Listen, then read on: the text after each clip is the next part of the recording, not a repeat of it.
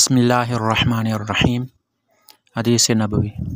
حضرت ابو ہریرہ رضی اللہ تعالی عنہ بیان کرتے ہیں، رسول اللہ صلی اللہ علیہ وسلم نے فرمایا، ہر پیدا ہونے والا بچہ فطرت اسلام پر پیدا کیا جاتا ہے، بس اس کے والدین اسے یہودی بنا دیتے ہیں یا اسے نصرانی بنا دیتے ہیں یا اسے مجوسی بنا دیتے ہیں۔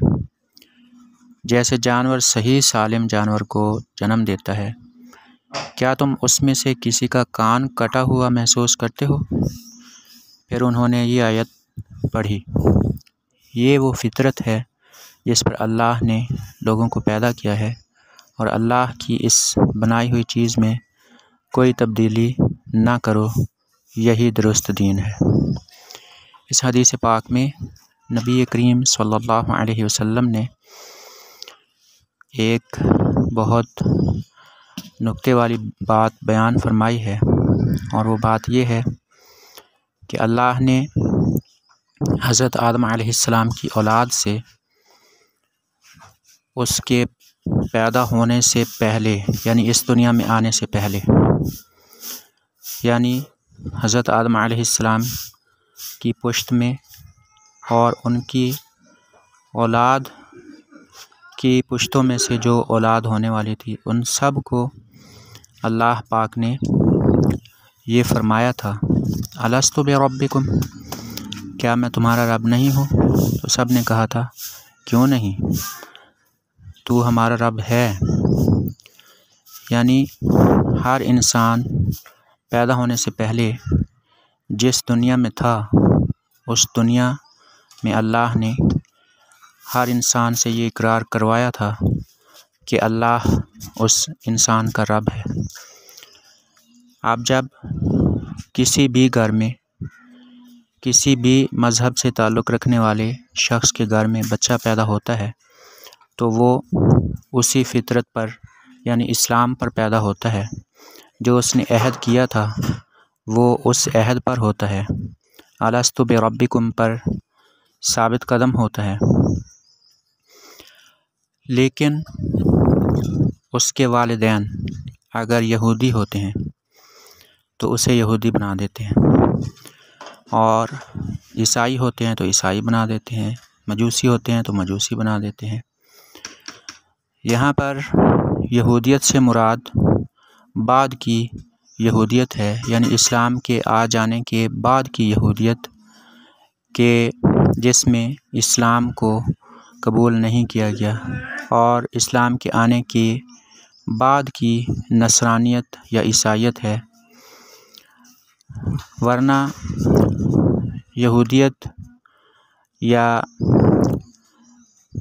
جو اصل مذہب یہودیت والا تھا، شروع میں یہ درست تھا، یعنی لوگ توحید پر ایمان رکھتے تھے اور رسولوں پر ایمان رکھتے تھے، اللہ کے ارشادات کو صحیح تسلیم کرتے تھے۔ اسی طرح سے جو حضرت عیسیٰ علیہ السلام کے پیروکار تھے تو وہ حق پر تھے، لیکن بعد میں لوگوں نے اپنے مذہب کو اپنی خواہشات کے مطابق ڈھال لیا، تو انہوں نے اپنے مذہب کو غلط بنا دیا۔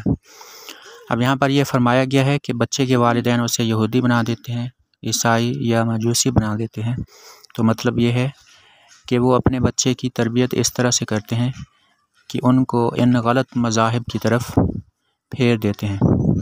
اور اگر کوئی بچہ مسلمان کے گھر پیدا ہوتا ہے تو یہ اس کی خوش قسمتی ہوتی ہے، اور وہ اسلام پر قائم رہتے ہوئے مسلمان بنتا ہے۔ نبی کریم صلی اللہ علیہ وسلم نے اس میں ایک مثال بیان فرمائی ہے کہ جیسے ایک جانور ایک دوسرے جانور کو جنم دیتا ہے، یعنی اپنے بچے کو جنم دیتا ہے، تو وہ پیدائش کے وقت ٹھیک ٹھاک ہوتا ہے، اس میں کوئی خرابی نہیں ہوتی، کسی کا کان نہیں کٹا ہوا ہوتا، بالکل وہ ٹھیک ہوتا ہے۔ پھر بعد میں لوگ اپنے کسی غلط کام کی وجہ سے اس میں کوئی خرابی پیدا کر دیں تو یہ ایک الگ بات ہے۔ نبی کریم صلی اللہ علیہ وسلم نے جو آیت تلاوت فرمائی وہ سورۃ الروم کی آیت ہے، آیت نمبر 30، فطرۃ اللہ التی فطر الناس علیہا لا تبدیل لخلق اللہ ذلک الدین القیم ولکن اکثر الناس لا یعلمون۔ اس کے شروع والے الفاظ حدیث پاک میں نظر آ رہے ہیں، اور ان کا ترجمہ یہ ہے: اللہ کی بنائی ہوئی اس فطرت پر چلو جس پر اس نے تمام لوگوں کو پیدا کیا ہے۔ اللہ کی تخلیق میں کوئی تبدیلی نہیں لائی جا سکتی، یہی بالکل سیدھا راستہ ہے۔ اور عہد الست والی جو آیت ہے وہ سورۃ الاعراف کی آیت ہے، وَإِذْ أَخَذَ رَبُّكَ مِن بَنِي آدَمَ مِن ظُهُورِهِمْ ذُرِّيَّتَهُمْ وَأَشْهَدَهُمْ عَلَىٰ أَنفُسِهِمْ أَلَسْتُ بِرَبِّكُمْ۔ اسی طرح سے آگے بھی اس حدیث آیت پاک کے الفاظ ہیں۔ تو اللہ پاک کا بہت زیادہ ہم شکر ادا کرتے ہیں کہ اس نے ہمیں اسلام پر قائم رکھا۔